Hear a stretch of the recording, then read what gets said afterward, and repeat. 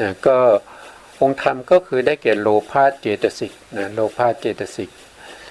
โลภะเจตสิกที่อยู่ในโลภะมูลจิต8นะโลภะมูลจิต8ข้อที่2ก็คือรูปปราคะสังโยชน์ธรรมชาติที่ผูกสัตว์ไว้ด้วยอาการที่ติดอยู่ในรูปประพรบหรือรูปฌานองค์ธรรมได้แก่โลภะเจตสิกที่ในทิฏฐิคตะวิปยุตตจิต4ข้อที่3รูปราคะนะครับรูปราคะธรรมชาติที่ผูกสัตว์ไว้โดยอาการติดอยู่ในรูปภูมิรูปฌานนะครับองค์ธรรมได้แก่โลภะเจตสิกที่ในโลภะทิฏฐิคตะวิปยุตติจิต4ข้อที่4ปฏิฆะ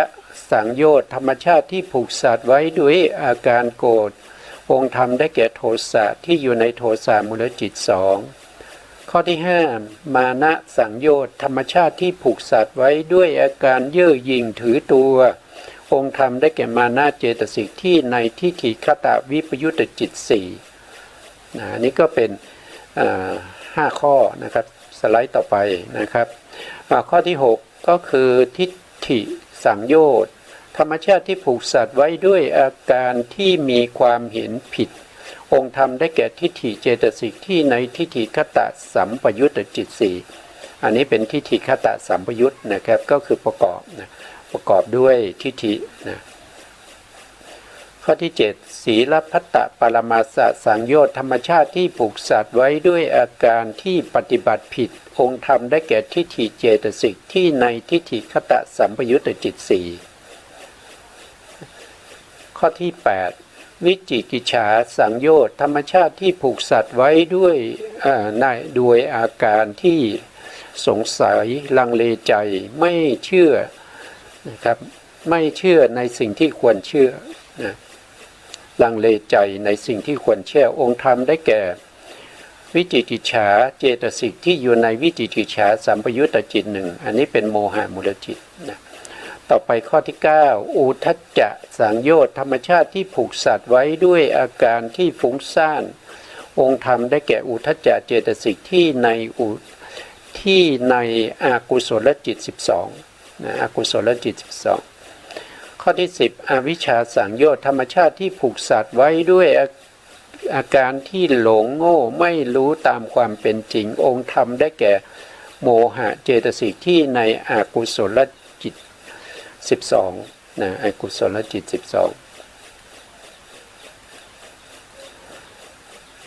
อันนี้ก็เป็นมาในพระสูตรนะครับมีอยู่10ข้อด้วยกันนะก็เรียกว่าเป็นสังโยชน์นะครั้งที่แล้วเนี่ยผมพูดถึงอวิชชานะครับอวิชชาก็คือความไม่รู้ทั้งหมดเนี่ยมีที่เราส่งข้อเข้าในความไม่รู้ของอวิชชาเนี่ยมีอยู่8ประการด้วยกันนะใน8ประการนี้ก็จะมีในเรื่องของขันธ์5อายตนะ12ธาตุ18ที่เป็นมาในอดีตนะครับแล้วก็ที่เป็นในปัจจุบันแล้วก็ที่จะเป็นไปในอนาคตนะเราก็พูดถึงตรงนี้อยู่นะอันนี้ผมก็ไปดูตรงนี้นิดหนึ่งนะครับเราก็มาดูตรงนี้นิดหนึ่งนะครับอันนี้ก็เป็นเรื่องของอวิชชาความไม่รู้8อย่างนะครับก็เพิ่มเติมนะครับอวิชชาปัจจยาอันนี้อวิชชาปัจจยานั่นแสดงว่าเข้ามาจากในเรื่องของปฏิจจสมุปบาทนะครับข้อความนี้ได้มาจากปฏิจจสมุปบาทนะครับเพราะอาศัยอวิชชาคือความไม่รู้ในสัจจะสี่ในสัจจะสี่ก็คือความไม่รู้ทุกข์ความไม่รู้ทุกข์คืออะไรทุกข์ก็คือว่าโดยองค์ธรรมเนี่ยก็คือได้แก่โลกิยจิต81นะครับแล้วก็เจตสิก51เว้นโลภะแล้วก็รูปทั้งหมด28พวกนี้เป็นทุกขสัจทุกขสัจเรามีหน้าที่ในการกำหนดรู้ทุกขสัจเราไม่ต้องไปทำลายเราไม่ต้องไปละทุกขสัจเพราะว่ามันเป็นสภาวธรรมที่ไม่ควรละแต่เป็นสภาวธรรมที่ควร กำหนดรู้อันนี้คือทุกขสัจนะทุกขสัจข้อที่สองก็คือสมุทัยนะครับสมุทัยก็องค์ธรรมก็คือได้แก่โลภะเจตสิกนะโลภะเจตสิกสมุทัยนี้จะมีอยู่สองอย่างนะครับก็หนึ่งก็คือว่าโดยองค์ธรรมตรงๆนี้ก็คือได้แก่โลภะเจตสิกนะแต่ถ้าว่าโดยสามัญทั่วไปเนี่ยก็คือได้แก่สภาวธรรมที่ทำให้เกิดการเวียนว่ายตายเกิดอย่างเช่นมหากุศลเนี่ยก็เป็นเหตุเป็นปัจจัยให้เราเกิดในสุคติภูมิเกิดเป็นมนุษย์เกิดเป็นเทวดาอย่างเนี้ยก็มาจากการที่เราทำบุญนะครับทำบุญเช่นให้ทานรักษาศีลอย่างเนี้ยนะครับก็เป็นเหตุเป็นปัจจัยให้เราเกิดในกามสุคติภูมิเกิดมาเป็นมนุษย์นะครับแล้วก็ยังส่งผลให้เราหลังจากเกิดมาเนี่ยเราก็มีโภคทรัพย์ทรัพย์ในโลกมนุษย์นะครับก็จะมีทรัพย์สินเงินทองมีบริวารอะไรพวกนี้นะครับก็เป็นมหากุศลเขาส่งผลมานะมหากุศลส่งผลมาแต่ถ้าเป็นอกุศลส่งผลให้เราเนี่ยเราก็จะต้องไปเกิดในอบายนะครับเกิดในอบายแล้วก็เป็นสิ่งที่ยากสิ่งที่ลำบากนะครับเป็นภพภูมิที่ลำบากนั่นก็เป็นผลของอกุศลอย่างนี้เราจะเรียกว่าเป็นสมุทัยแบบสามัญไม่ใช่สมุทัยที่เป็นอริยสัจนะครับถ้าเป็นอริยสัจได้แก่ตัวโลภะนะครับโดยโลภะเจตสิกโลภะเจตสิกดวงเดียวเท่านั้นเป็นสมุทัยสัจเป็นสมุทัยสัจนี้ข้อที่สามนะครับนิโรธหรือนิโรธะเนี่ยนิโรธหรือนิโรธานี่ก็คือได้แก่พระนิพพานนั่นเองนะครับก็ได้แก่พระนิพพานการที่เราจะทำให้มีพระนิพพานเป็นอารมณ์เนี่ยมันไม่ใช่เรื่องที่จะง่ายๆนะครับเพราะว่าพระนิพพานนี้ก็จะสมควรแก่ธรรมนะครับของผู้ที่พฤติปฏิบัตินะครับผู้ที่พฤติปฏิบัติสมควรที่จะได้นิโรธก็จะปรากฏแต่ถ้าปฏิบัติยังไม่สมควรแก่ธรรมที่เป็นนิโรธก็จะไม่ปรากฏให้เราได้เห็นนะครับเพราะว่าการปรากฏของนิโรธมันจะทำให้เกิดการประหารอนุสัยกิเลสด้วยนะครับทำไปพร้อมๆกันมีอารมณ์เป็นนิโรธแล้วก็ประหารอนุสัยกิเลสนะคือพระนิพพานนะครับนิโรธในองค์ธรรมได้แก่พระนิพพานนั่นเองสันติลักขณังนะครับพระนิพพานแล้วก็ข้อที่สี่ในอริยสัจอริยสัจสี่ข้อที่สี่ก็คือมรรคนะครับมรรคก็จะมีอยู่องค์แปดมรรคมีองค์แปดมีสัมมาทิฏฐิสัมมาสังกัปปะสัมมาวาจาสัมมากัมมันตะสัมมาอาชีวะสัมมาวายามะสัมมาสติแล้วก็สัมมาสมาธิถ้าเราสามารถที่จะรวบรวมมรรคมีองค์แปดให้เกิดในมรรคจิตได้เมื่อนั้นเราก็จะมีนิพพานเป็นอารมณ์เรามีนิโรธเป็นอารมณ์แล้วก็มรรคก็จะทำหน้าที่ประหารอนุสัยกิเลสอันนี้ต้องมรรคมีองค์แปดอย่างน้อยๆก็ต้องมรรคมีองค์เจ็ดก็คือละสัมมาสังกัปปะองค์ธรรมคือตัววิตกในฌานที่สองนะครับบุคคลประเภทนี้จะต้องเป็นบุคคลที่เป็นฌานลาภีบุคคลนะครับก็คือได้ตั้งแต่ฌานสองขึ้นไปถ้าได้ฌานหนึ่งยังจะต้องมีมรรคองค์แปดอยู่นะครับมรรคมีองค์แปดยังต้องมีอยู่นะฌานหนึ่งพอขึ้นฌานสองนะครับมรรคมีองค์แปดนี้ก็จะเหลือแค่เจ็ดก็จะตัดตัวสัมมาสังกัปปะเอาไปเพราะว่าอำนาจของกำลังของฌานนะครับที่ละวิตกวิจารได้ละวิตกกับวิจารได้เพราะวิตกนี้เป็นองค์มรรคด้วยเรียกว่าสัมมาสังกัปปะอันนี้ก็เป็นคร่าวๆนะครับครั้งที่แล้วนี่ก็พูดถึงตรงนี้อยู่นะครับก็พูดถึงในเรื่องของความไม่รู้ในบุพันตะนะครับบุพันตะหนึ่งเนี่ยก็คือไม่รู้อะไรความไม่รู้อะไรก็คือไม่รู้ในเรื่องของขันธ์ นะครับขันธ์ห้าก็มีรูปขันธ์มีเวทนาขันธ์สัญญาขันธ์สังขารขันธ์แล้วก็วิญญาณขันธ์ที่เป็นมาแล้วในอดีตก็คือในอดีตที่เราเคยเกิดมาเมื่อพบที่แล้วนะครับเราก็มีขันธ์ห้ามาพบนี้เราก็มีขันธ์ห้าต่อไปในภพหน้าเราก็มีขันธ์ห้านะครับเราไม่รู้ว่าอดีตที่ผ่านมาเนี่ยที่เราเกิดในภพที่แล้วที่เราตายจากภพที่แล้วมาเกิดภพนี้เนี่ยภพที่แล้วเราก็เคยมีขันธ์ห้าแล้วเราไม่รู้อันนั้นก็เป็นอวิชชาเรียกว่าเป็นบุพพันตะนะครับบุพพันตะก็คือเป็นอดีตนะเป็นอดีตที่ผ่านมาเราไม่รู้นะเราไม่รู้จักขันธ์ไม่รู้จักเรื่องของสัมปติชนะจิตสองแล้วก็ปัญจทวาราวชนะจิตหนึ่งซึ่งมโนธาตุสามเนี่ยเป็นผู้ที่รู้เขาไม่ได้รู้เขาไม่ได้รู้ทางใจแต่เขารู้ปัญจลมนะเดี๋ยวก็พูดต่อนะครับตรงนี้เราเอาตรงนี้ให้จบก่อนนะครับบุพพันตะก็คือไม่รู้ขันธ์ยตนะธาตุแล้วที่เป็นมาแล้วในอดีตนะครับข้อต่อมานะครับความไม่รู้ในอัปปลันตะอัปปลันตะนี่ก็คืออนาคตนะอัปปลันตะก็คือเราไม่รู้ว่าเราจะต้องมีขันธ์ยตนะธาตุที่ต่อไปในอนาคตก็คือภพหน้านั่นเอง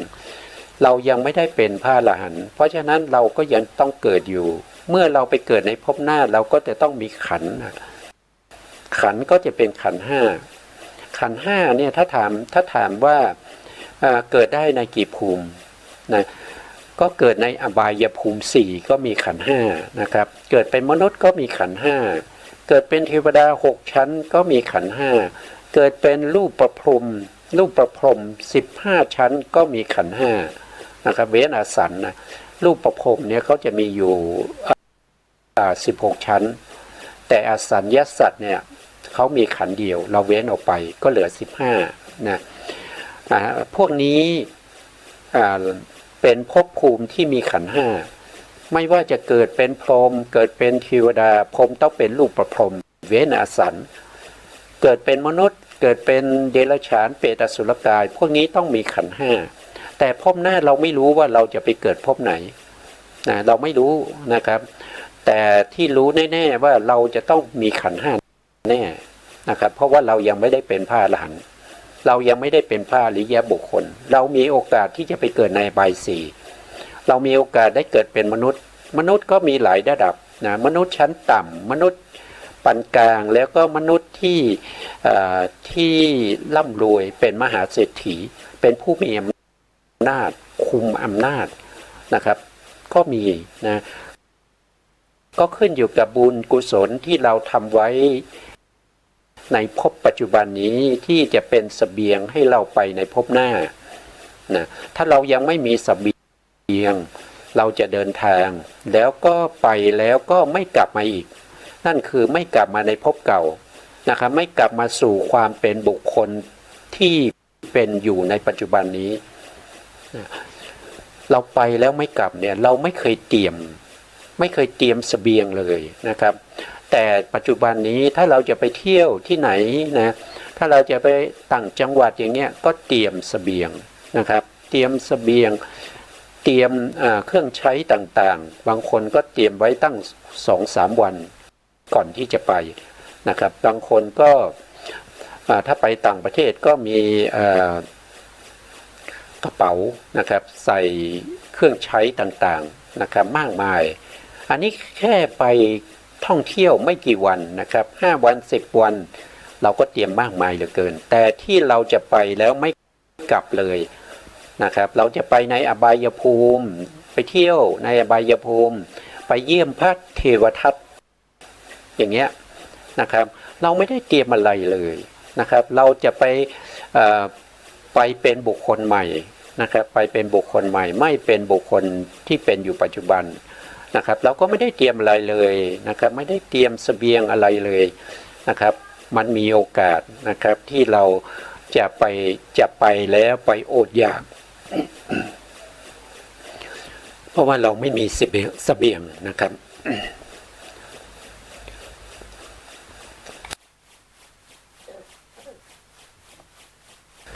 เราไม่มีเสบียงนะครับเราไม่ได้เตรียมนะครับเราไปพบต่อไปเราอาจจะต้องไปอดอยากๆนะครับอาจจะไปลำบากนะครับอันนี้ก็ต้องระวังนะครับเราต้องระวังเราเป็นชาวพุทธเราเชื่อในคำสอนของพระสัมมาสัมพุทธเจ้าว่าเรายังไม่ได้เป็นพระอริยบุคคลเนี่ยเราต้องมีการเวียนว่ายตายเกิดในภพภูมิที่เป็นอบายนะครับอบายหรือสุคติภูมิก็แล้วแต่นะครับแล้วแต่เวรแต่กรรมที่ทำไว้นะครับต่อมาในข้อต่อมานะครับข้อต่อมาก็คือบุพันตาปรันตะบุพันตาปรันตะก็คือเอาบุพันตะกับอปรันตะนี้รวมกันนะครับคือความไม่รู้ในเรื่องของขันธ์อายตนะธาตุที่เป็นทั้งอดีตแล้วก็เป็นทั้งอนาคตรวมกันทั้งสองก็เป็นปัจจุบันนะก็เป็นปัจจุบันนี้เราก็ไม่รู้จักเราไม่รู้จักขันธ์นะเราไม่รู้จักขันธ์ห้าคืออะไรเราไม่รู้จักอายตนะ12คืออะไรเราไม่รู้จักธาตุ18คืออะไรเนี่ยมันไม่มีแผนที่นะมันไม่มีแผนที่ให้เราเดินทางไปในภพภูมิต่างๆเราไม่มีแผนที่เราไม่มีเข็มทิศเราไม่มียานเราไม่มีเครื่องบินเราไม่มีอะไรต่างๆเนี่ยนะครับที่จะเดินทางไปในภพหน้าเราไม่มีเลยเราไม่ได้เตรียมเลยนะครับพอพูดถึงตรงนี้เนี่ยผมขอแก้ครั้งที่แล้วที่ผมพูดถึงเรื่องของธาตุนะครับเรื่องของธาตุทีนี้เรามาดูตรงนี้ก่อนนะครับตรงนี้ก็คืออายตนะภายในอายตนะภายในก็มีจักขายตนะก็คือจักขุประสาทนั่นเองนะจักขุประสาทนะครับที่ชื่อว่าอายตนะนี่แปลว่าบ่อเกิดบ่อเกิดที่ประชุมนะครับเป็นที่ประชุมของธรรมต่างๆหรือว่าเป็นบ่อเกิดนะครับจักขายตนะก็คือจักขุมากมายนะครับเพราะว่าเขาเป็นต้นตอนะเขาเป็นต้นตอที่ทำให้สภาวะธรรมทั้งหลายเกิดขึ้นเป็นบ่อเกิดเป็นที่ประชุมนะครับอันนี้คือจักขายตนะนะมีอยู่12นะครับอันนี้เป็นอายตนะภายในเนี่ยมีอยู่6นะอันนี้เป็นภายในนะแล้วก็อันที่2ก็คือโสตายตนะโสตายตนะองค์ธรรมได้แก่โสตประสาทก็คือประสาทหูนะประสาทหูทำหน้าที่อะไรทำหน้าที่กระทบกับเสียงเมื่อทำหน้าที่กระทบกับเสียงแล้วก็เกิดจิตที่มาอาศัยโสตประสาทนี้เกิดขึ้นเรียกว่าโสตวิญญาณนะโสตวิญญาณเกิดขึ้นสภาวธรรมที่เกิดทางหูก็จะเกิดขึ้นมากมายเมื่อเกิดขึ้นแล้วมีทั้งกุศลมีทั้งอกุศลนะครับมากมายที่ต่อจากโสตประสาทนี้ว่าโดยจิตแล้วมีถึง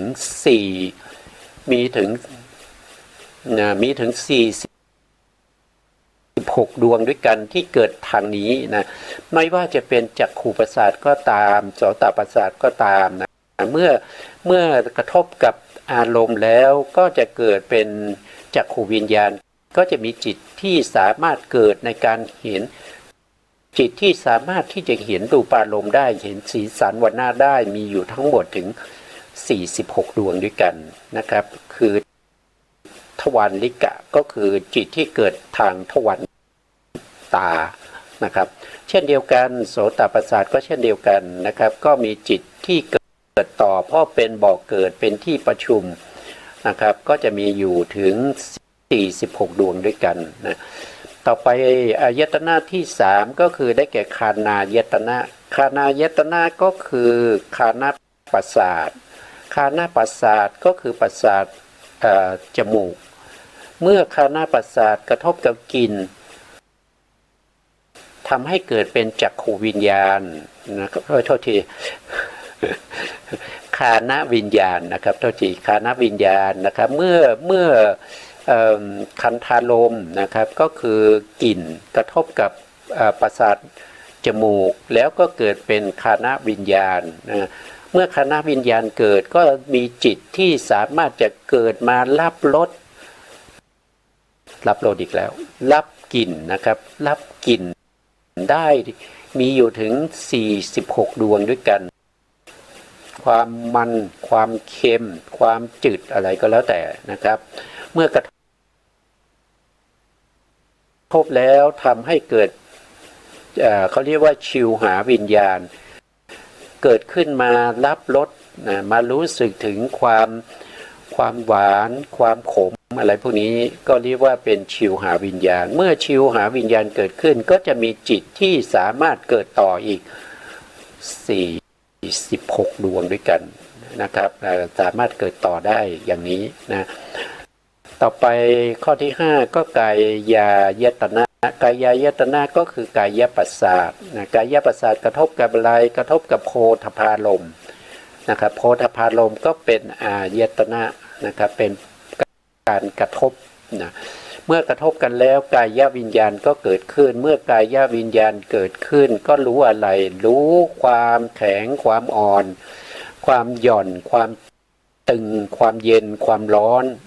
นะแล้วก็ทำให้จิตนี้เกิดขึ้นมารับอารมณ์ที่แข็ง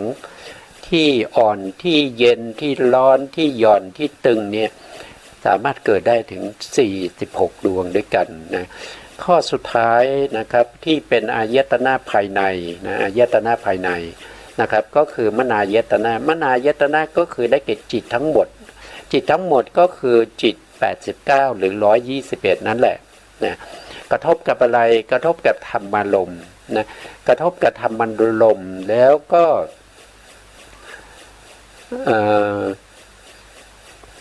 มนายตนะนะครับก็กระทบกับธรรมารมณ์ทำให้เกิดเป็นมโนวิญญาณนะครับทำให้เกิดมโนวิญญาณขึ้นนะมโนวิญญาณก็มีเท่าไหร่มีถึง67ดวงนะครับ67ดวงนะทั้งหมดนะหรือว่าถ้าว่าโดยมนายตนะเนี่ยก็คือได้แก่จิตทั้งหมดนะครับแต่ว่าเวลาที่กระทบกับธรรมารมณ์แล้วจิตที่จะเกิดทางใจเนี่ยมันจะต้องเว้นทวิปัญจวิญญาณจิต10ไปแล้วก็ต้องเว้นมโนธาตุอีก3ก็เว้นไป13นะครับก็เหลือ67นะ76นะครับตัวที่76รวมกับ13ก็จะเป็น89นะครับอันนี้ก็เป็นอายตนะภายในนะทีนี้อายตนะภายนอกที่เป็นตัวที่กระทบกับอายตนะภายในนะครับก็มีอยู่6นะครับ6อันนี้เรามาดูรายละเอียดนะรูปารมณ์ก็คือสีสันนะสีสันวรรณะสีต่างๆที่กระทบกับจักขุประสาทนั่นเองนะแล้วก็อันนี้เป็นอายตนะภายนอกนะครับเป็นอายตนะภายนอกอายตนะภายนอกกับภายในเขาทำหน้าที่กระทบกันแล้วก็ทำให้เกิดสภาวธรรมขึ้นมากมายนะครับสภาวธรรมขึ้นมากมายก็คือที่เรียนไปแล้วว่ามีจิตที่จะมารับรูปารมณ์นี้ได้อยู่46ดวงนะครับต่อมาก็ศรัทธายตนะก็คือเสียงต่างๆนะครับเสียงต่างๆกระทบกับอะไรกระทบกับอายตนะภายในก็คือคานายตนะทำให้เกิดเป็นคานวิญญาณนะครับต่อมาข้อที่9นะครับคันธายตนะก็คือกลิ่นต่างๆกลิ่นนี้ก็จะกระทบกับประสาทจมูกนะแล้วเกิดคานวิญญาณนะต่อไปข้อที่10นะรักษายตนะก็คือรสต่างๆนะรสต่างๆก็จะกระทบกับชิวหาประสาทนะชิวหาประสาท เมื่อกระทบกันแล้วก็ทำให้เกิดเป็นชิวหาวิญญาณชิวหาวิญญาณก็รู้รสนะต่อมาข้อ12ก็คือโพธพายตนะโพธพายตนะก็คือการสัมผัสถูกต้องนะต่างๆนะครับอันนี้ก็จะมีทั้งแข็งทั้งอ่อนทั้งหย่อนทั้งตึงทั้งเย็นทั้งร้อนนะโพธพะนะครับก็เป็นอายตนะก็12นะครับ12อายตนะก็ครบแล้ว12ก็คือมีอายตนะที่ตรงเลยว่าเป็นบุคคลที่มีอวิชชาคือบุคคลที่ไม่รู้จักขันธ์ห้าเนี่ยไม่ต้องอธิบายเพราะพูดอยู่บ่อยๆนะครับอายตนะก็เพิ่งเข้ามาถ้าบุคคลที่ไม่เคยฟังธรรมเนี่ยก็คงจะได้ยินเป็นครั้งแรกนะครับอายตนะก็มีอยู่12มีภายใน6แล้วก็ภายนอก6อันนี้เราต้องรู้ถ้าเราไม่รู้เราก็มีอวิชชานะครับเราก็มีอวิชชาทีนี้สิ่งต่อไปที่เราจะต้อง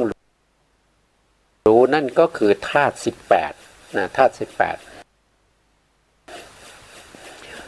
18ก็จะมีจักขุธาตุมันองค์ธรรมเหมือนกันเลยนะจักขุประสาทจักขุธาตุองค์ธรรมก็คือจักขุประสาทก็คือประสาทตานะครับ2ก็คือโสตธาตุก็องค์ธรรมก็คือโสตประสาทก็คือประสาทหูนะครับ3คานธาตุก็ได้แก่คานประสาทก็คือประสาทจมูกนะอันที่4นะครับธาตุที่4ก็คือชิวหาธาตุก็ได้แก่ชิวหาประสาทนะครับข้อที่5กายธาตุก็ได้แก่กายประสาทก็คือประสาทกายนะครับข้อที่6รูปธาตุนะครับก็ได้แก่สีต่างๆนะครับที่เราผ่านมาอายตนะรูปาเนี่ยรูปธาตุเนี่ยถ้าว่าโดยอายตนะก็เป็นรูปายตนะเนี่ยรูปายตนะเพียงองค์ธรรมเหมือนกันเลยเพียงแต่เปลี่ยนชื่อนะครับเปลี่ยนชื่อจากอายตนะมาเป็นธาตุนะครับแต่ธาตุนี้มีเยอะนะครับมี18แต่อายตนะมีอยู่แค่12เท่านั้นเองนะครับข้อที่7นะข้อที่7ก็คือสัทธธาตุก็คือเสียงต่างๆนะเสียงต่างๆกระทบกับอะไรกระทบกับโสตประสาทก็คือประสาทหูนะครับแล้วเกิดเป็นโสตวิญญาณนะต่อไปในข้อที่8คันธธาตุก็คือกลิ่นต่างๆกลิ่นกระทบกับอะไรกระทบกับประสาทจมูกนะครับประสาทจมูกทำให้เกิดจิตที่อาศัยประสาทจมูกเกิดขึ้นเรียกว่าคันธาคานวิญญาณนะครับคานวิญญาณก็คือจิตที่อาศัยคานประสาทเกิดขึ้นรู้กลิ่นนะข้อที่9รสธาตุก็คือรสต่างๆนะครับรสต่างๆก็กระทบกับลิ้นประสาทลิ้นนะแล้วก็สามารถที่จะรู้ได้ก็คือมีชิวหาวิญญาณเกิดขึ้นมารู้อะไรรู้รสนะต่อไปข้อที่10โพธพธาตุกระทบกับอะไรกระทบกับกายประสาทนะครับโพธพะก็คือได้แก่การสัมผัสต่างๆนะครับสัมผัสในส่วนที่เป็นของแข็งของอ่อนของเย็นของร้อนของหย่อนของตึงเรารู้ได้ทางกายประสาทนะต่อมานะครับตรงนี้ข้อที่11ก็จะเป็นจักขูวิญญาณธาตุนะครับจักขูวิญญาณธาตุก็จะมีอยู่2ดวงหนึ่งก็เห็นดีดวงหนึ่งก็เห็นไม่ดีนะครับถึงตรงนี้ก็ที่ครั้งก่อนผมอธิบายไว้นะครับก็คือจักขุธาตุกระทบกับรูปธาตุแล้วก็เกิดเป็นจักขูวิญญาณเนี่ย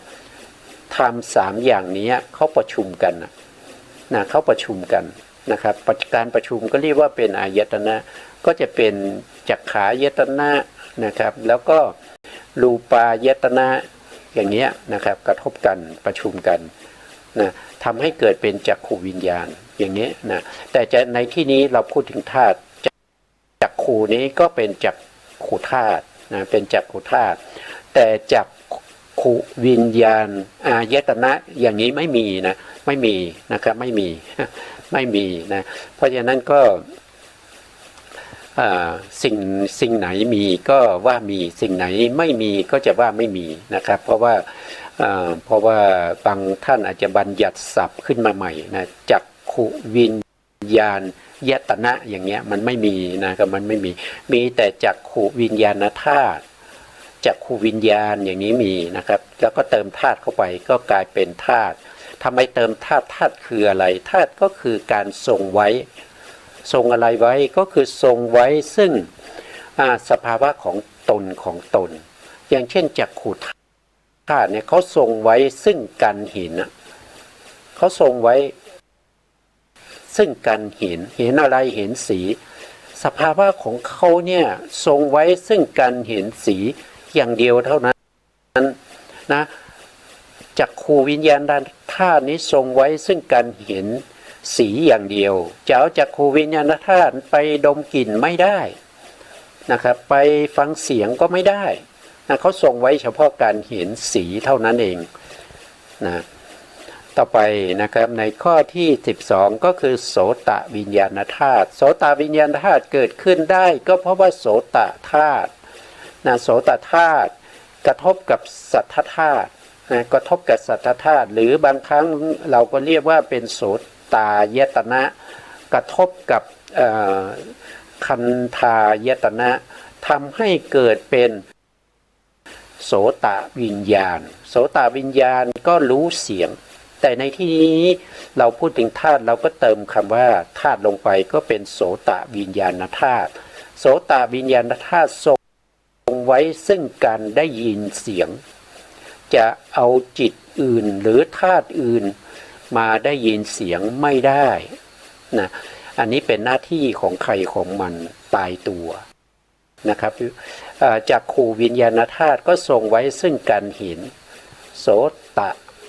วิญญาณธาตุทรงไว้ซึ่งการได้ยินนะครับมันก็จะเป็นลักษณะอย่างนี้นะต่อไปในสไลด์ต่อไปนะครับต่อมาธาตุที่13นะธาตุที่13ก็คือฆานวิญญาณธาตุฆานวิญญาณธาตุธาตุไปว่าทรงไว้ซึ่งสภาวะของตนไม่มีการผิดแปรผันแปรไปเป็นอย่างอื่นนะครับฆานวิญญาณธาตุก็คือธาตุที่ทรงไว้ซึ่งการรู้กลิ่นนะทรงไว้ซึ่งการรู้กลิ่นรู้กลิ่นนะครับเขาถ้าว่าโดยองค์ธรรมเนี่ยก็คือได้แก่ฆานวิญญาณจิต2นะอันนี้มาจากทวิปัญจวิญญาณจิต2นั้นทวิปัญจวิญญาณจิต10นะครับนะต่อไปก็คือชิวหาวิญญาณธาตุชิวหาวิญญาณธาตุนะก็คือการทรงไว้ซึ่งการรู้รสนะครับเขาเกิดขึ้นได้อย่างไรเขาเกิดขึ้นได้เนื่องจากชิวหาประสาท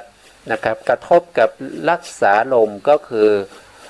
รสนั่นเองแล้วก็ทำให้เกิดเป็นชิวหาวิญญาณชิวหาวิญญาณก็รู้รสนะรสที่สัมผัสเขารู้เฉพาะรสนะเขายังไม่สามารถแยกได้ว่า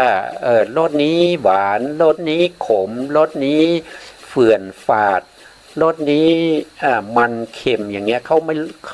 ขายังแยกไม่ได้เขารู้เฉพาะรสเท่านั้นเองคือรสทั้งหลายนะเป็นรสเขาไม่สามารถแยกได้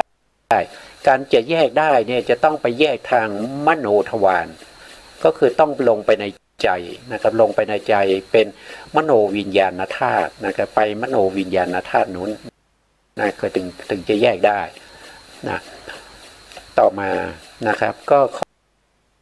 นะครับกระทบกับกายประสาทเกิดเป็นกายวิญญาณนะกายวิญญาณนั้น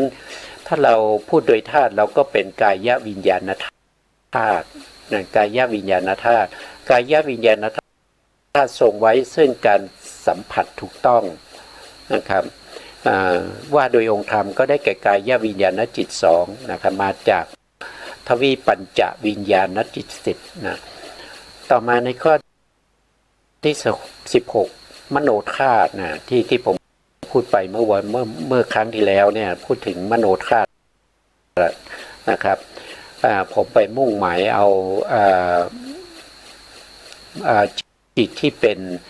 เป็นภวังค์นะครับจิตที่เป็นภวังค์นะเป็นประตูนะครับเป็นมโนทวารนะครับที่จะออกไปรับอารมณ์นะแต่ในที่นี้พูดถึงธาตุนะพูดถึงธาตุมโนธาตุนี่ก็คือเป็น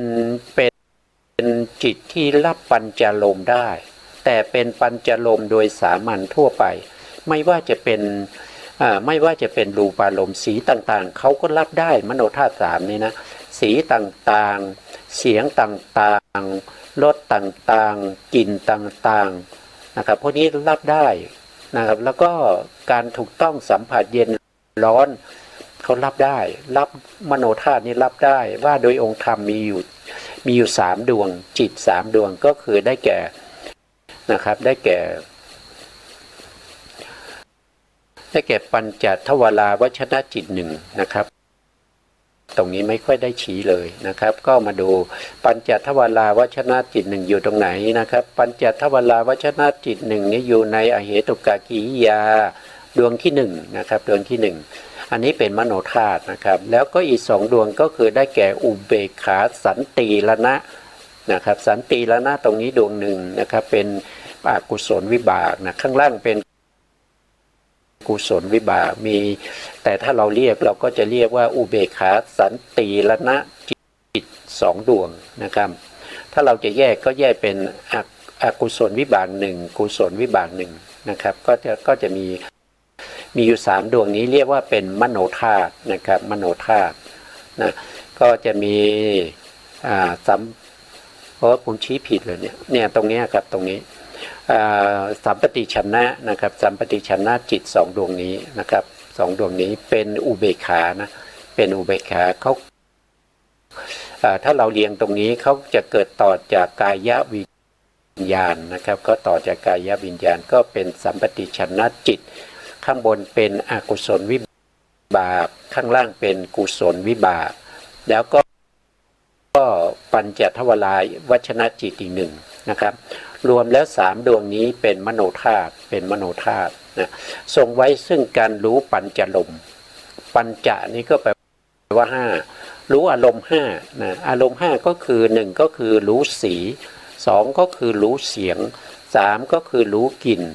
สี่ก็คือรู้รสห้าก็คือรู้สัมผัสถูกต้องเย็นร้อนอ่อนแข็งหย่อนตึงนะครับอันนี้คือเขารู้ได้อย่างนั้นนะครับเพราะฉะนั้นจิตสามดวงนี้รู้อารมณ์ห้าอย่างนี้นอกจากนี้เขาจะไม่รู้นะนอกจากนี้เขาจะไม่รู้เขาทรงไว้อย่างนี้เท่านั้นนะต่อไปในข้อที่17นะธาตุที่17เราเรียกว่าเป็นมโนวิญญาณธาตุมโนวิญญาณธาตุนั้นก็คือได้แก่จิตทั้งหมด76ดวงนะ76ดวงเว้นทวิสิบนะทวิสิบก็จะมีจักขุสองจักขุวิญญาณจิตสองคานาวิญญาณโสตวิญญาณจิตสองคานาวิญญาณจิตสองชิวหาวิญญาณจิตสองกายวิญญาณจิตสองพวกนี้เรียกว่าเป็นทวิสิบทวิสิบแล้วก็มโนธาตุสามตรงนี้นะครับเมื่อพิมพ์ผิดนะโทษทีนะมโนธาตุสามนะตรงนี้มโนธาตุสามนะครับเว้นทวิสิบแล้วมโนธาตุสามจิตมีอยู่89เอา13ไปลบก็เหลืออยู่76นะครับ76นี้เรียกว่าเป็นมโนวิญญาณธาตุนะครับเป็นมโนวิญญาณธาตุเขารู้ทางใจนะครับเขาเกิดขึ้นทางใจเขาไม่ได้อาศัย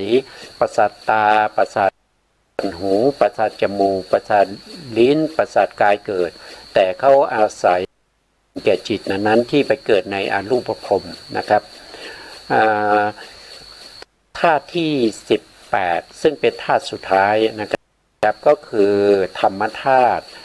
ธรรมธาตุก็คือที่ชื่อว่าธาตุเพราะทรงไว้ซึ่งสภาวะลักษณะนะครับของตนนะของตนนี่คือหมายถึงว่าเขามีเยอะก็จะทรงไว้ของใครของมันนั่นเองเจตสิกมีถึง52ก็ทรงไว้ของใครของมันอย่างเช่นภาษาเจตสิกเนี่ยทรงไว้ซึ่งการกระทบเนี่ยทรงไว้ซึ่งการกระทบนะครับการกระทบณจุดที่กระทบนั้นเรียกว่าเป็นภาษา นะครับเวทนาก็ทรงไว้ซึ่งการเสวยอารมณ์นะก็จะเป็นสุขเป็นทุกข์เป็นอุเบกขาอย่างเนี้ยเวทนาสัญญาก็ทรงไว้ซึ่งความจำเนี่ยมันก็จะเป็นลักษณะอย่างนี้เพราะว่ามันมีหลากหลายนะครับมันธรรมธาตุนี่มันมีเจตสิกถึง52มีสุขุมรูป16แล้วก็มีนิพพานหนึ่งนะครับพวกนี้เรียกว่าเป็นธรรมธาตุกระทบกับภวังคจิตนะกระทบกับภวังคจิตแล้วทำให้เกิดเป็นมโนวิญญาณอันนี้ทางใจนะครับส่วนมโนธาตุตรงนี้เนี่ยเขาเกิดทางปัญจทวารนะครับเขาเกิดทางหู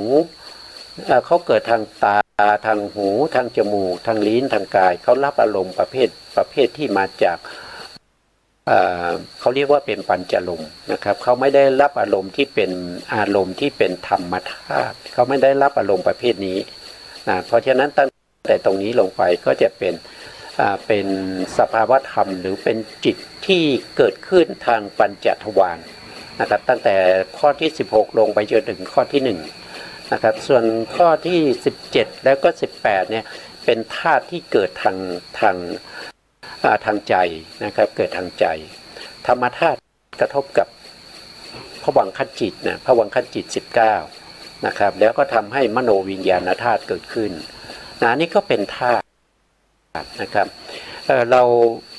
จำเป็นที่จะต้องรู้นะครับเพราะว่าถ้าเราไม่รู้พระพุทธองค์ก็ตรัสว่าเราเป็นผู้ที่มีอวิชชาถ้าเราอยากจะมีวิชาเราต้องรู้ในเรื่องพวกนี้นะครับเรื่องของขันธ์เรื่องของอายตนะเรื่องของธาตุนะครับที่เป็นมาแล้วในอดีตแล้วก็ที่กำลังเป็นอยู่ในปัจจุบันแล้วก็ถ้าเรายังไม่ได้เป็นพระอรหันต์เรายังมีภพหน้าเราก็จะต้องมีสิ่งเหล่านี้ในภพหน้าอีกนะครับอันนี้ก็เป็นเรื่องของอวิชชานะครับอวิชชาสังโยชน์เพราะเราไม่รู้สิ่งพวกนี้เราจึงมีอวิชชาสังโยชน์นะครับแล้วก็ยังครบ8แล้วยังไม่ครบนะครับยังไม่ครบยังติดอีก1นะครับอีก1นั้นก็คือได้แก่ปฏิจจสมุปบาทนะเนี่ยนะครับก็คืออวิชชาคือความไม่รู้8อย่างใช่ไหมครับ1ก็คือความไม่รู้ขันธ์อายตนะธาตุที่เป็นมาแล้วในอดีตความไม่รู้ขันธ์อายตนะธาตุที่เราจะไปรับมอบมรดกนะในภพหน้าต่อไปนะครับก็ไม่รู้นะแล้วก็ไม่รู้ขันธ์อายตนะธาตุที่เป็นในปัจจุบันนะครับแล้วก็จะมีอีกข้อหนึ่งก็คือข้อสุดท้ายก็คือไม่รู้ปฏิจจสมุปบาทนะไม่รู้ปฏิจจสมุปบาทรวมแล้วก็จะมีอยู่8ประการนี้นะมีอยู่8ประการนะครับปฏิจจสมุปบาทนี้ก็เป็นเรื่องที่ก็ยาวนิดหนึ่งนะครับก็ยาวนิดหนึ่งแต่จำเป็นที่เราจะต้องรู้ถ้าเราไม่รู้ก็ถือว่าเรามีอวิชชาใครบ้างที่อยากจะมีอวิชชาใช่ไหมครับทุกคนไม่อยากมีเราอวิชชาแต่มันมีมาโดยธรรมชาติตั้งแต่เราเวียนว่ายตายเกิดมาตั้งแต่อาเนกชาตินับภพนับชาติไม่ได้ไม่รู้ว่าต้นทางเราอยู่ที่ไหนแล้วไม่รู้ว่าปลายทางเราจะไปสิ้นสุดตรงไหนก็ไม่รู้ก็เพราะอวิชชาเป็นมูลเป็นเหตุให้เราจะต้องเวียนว่ายตายเกิดอย่างนี้แหละนะครับจำเป็นที่เราจะต้องรู้นะครับเพราะฉะนั้นก็มีในหลักสูตรเนี่ยมีอยู่3อย่างนะมีอยู่3อย่างหนึ่งก็คือถ้าว่าโดยองค์เนี่ยมีอยู่12องค์นะถ้าว่าโดยประเภทมีอยู่18ถ้าว่าโดยพิสดารก็จะมีอยู่28นะมีอยู่28เราเอาเฉพาะองค์12ก็แล้วกันนะครับองค์12ก็คือ1ก็คืออวิชชาอวิชชาเป็นปัจจัยให้เกิดสังขารสังขารเป็นปัจจัยให้เกิดวิญญาณอวิชชาเรารู้นะครับเรารู้อะไรก็คือ เรารู้อายตนะธาตุขันธ์มาแล้วเรารู้ในเรื่องของอริยสัจสี่มาแล้วเราศึกษามาแล้วเรากำลังศึกษาปฏิจจสมุปบาทอยู่เราก็พอรู้ละพอมีวิชาละนะพอมีนะครับแต่ถ้าฟังไม่รู้เรื่องไม่เข้าใจก็ยังไม่ปรากฏชัดเจนวิชายังไม่ปรากฏชัดเจนก็ตั้งใจฟังไปก่อนนะครับไม่นานก็จะรู้เองนะไม่นานก็จะรู้ชัดเองในเรื่องขององค์ที่หนึ่งก็คืออวิชชาปัจจยาสังขารานะครับสังขารก็คือได้แก่การที่เราทำอกุศลเรียกว่าบุญญาภิสังขารนะครับทำบาปทั้งหลายนะครับเช่นฆ่าสัตว์เบียดเบียนสัตว์ลักทรัพย์ประพฤติผิดในกามพูดปดพูดสอดเสียดพูดหยาบคายพูดเพ้อเจ้อนะครับดื่มสุรายาเสพติดของมึนเมาทั้งหลายนะเหล่านี้เขาเรียกว่าเป็นบุญญาภิสังขารทำไปแล้วมีผลแน่นอนนะเขาจะให้เราก็คือผลของกรรมที่เราทำนะครับในโอกาสที่เหมาะสม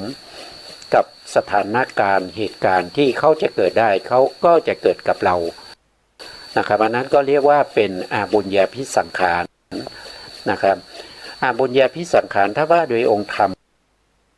ก็คือได้แก่ตัวเจตนาตัวนี้เจตนาเจตสิกนะครับที่ไปเกิดอยู่ในอกุศลจิต12เลยไม่ว่าจะเกิดในโลภะมูลจิต8โทสะมูลจิต2โมหะมูลจิต2มุ่งหมายเอาตัวเจตนาที่เกิดในนี้เป็นเหตุเป็นปัจจัยให้เราทำกรรมไม่ว่าจะเป็นทางวาจาไม่ว่าจะเป็นทางกายหรือว่าจะเป็นทางมโนนะครับหรือว่าเกิดทางใจนะครับมุ่งหมายตัวกรรมนะตัวกรรมที่เกิดในอกุศลเรียกว่าเป็นบุญญาภิสังขารทีนี้ถ้าเป็นบุญญาภิสังขารบุญญาภิสังขารก็เช่นเดียวกันก็คือตัวเจตนาเนี่ยก็คือตัวเจตนาที่เกิดในมหากุศลนี้นะแล้วก็เวลาเราเจริญฌานนะครับเราได้ปฐมฌานทุติยฌานตติยฌานจตุตถฌานที่เป็นรูปาวจรกุศลจิตพวกนี้รวมกันนะครับก็จะได้รวมกันก็จะเป็น13ใช่ไหม13ดวงนี้เราจะเรียกว่าเป็นบุญญาภิสังขาร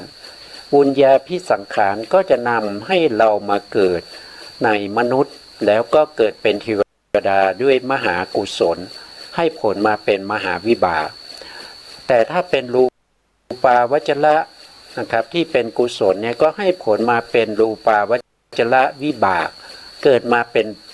รูปประพรหมเกิดเป็นรูปประพรหม15ชั้นเว้นอาสันนะครับก็จะเป็นลักษณะนี้เรียกว่าเป็นบุญญาภิสังขารนะบุญญาภิสังขารมุ่งหมายเอาตัวเจตนานะครับ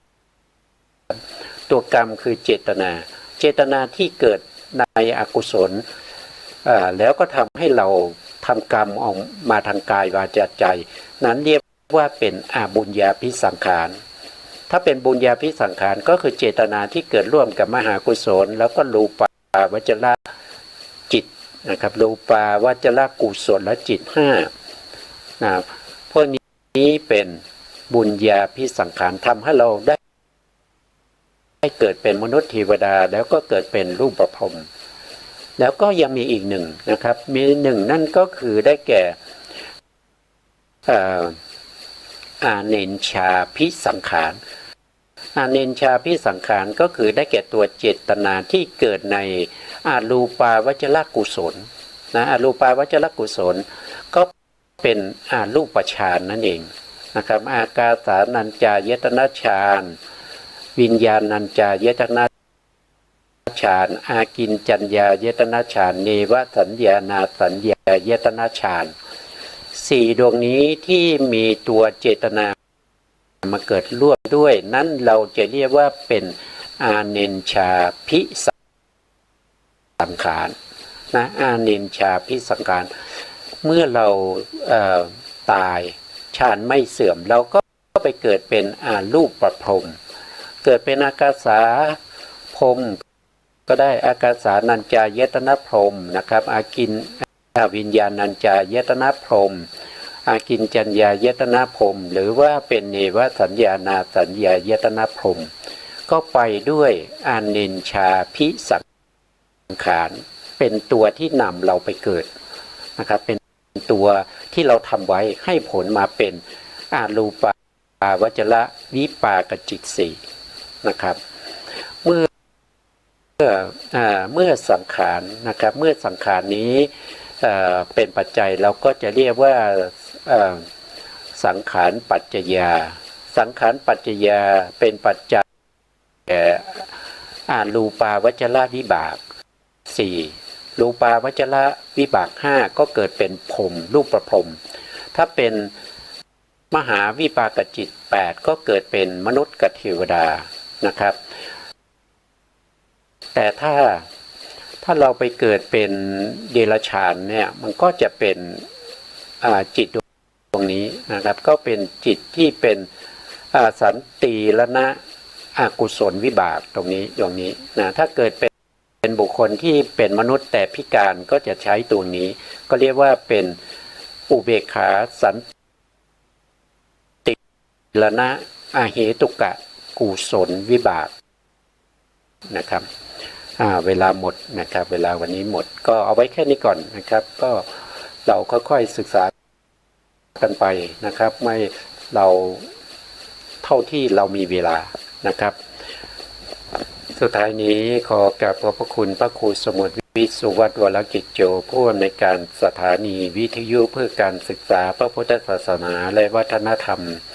FM 104.5 เมกะเฮิรตซ์วัดฝายหินจังหวัดเชียงใหม่และขอกราบขอบพระคุณพระครูปริยัติยานุศาสตร์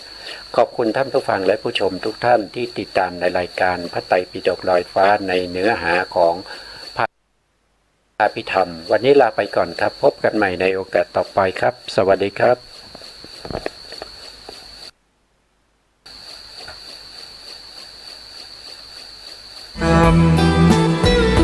ฝึกจิตฝึกใจ